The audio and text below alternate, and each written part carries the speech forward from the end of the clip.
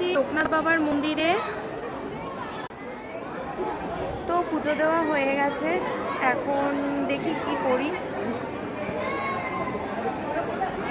তারাও সবাইকে দেখাচ্ছি।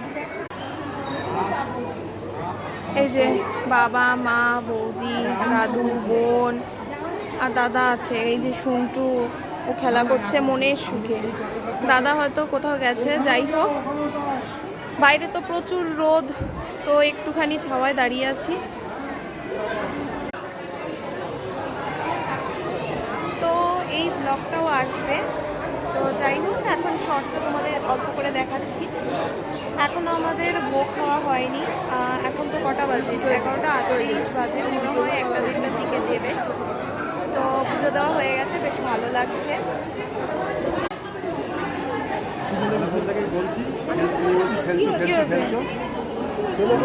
সন্টু আবার পড়ে গেছে।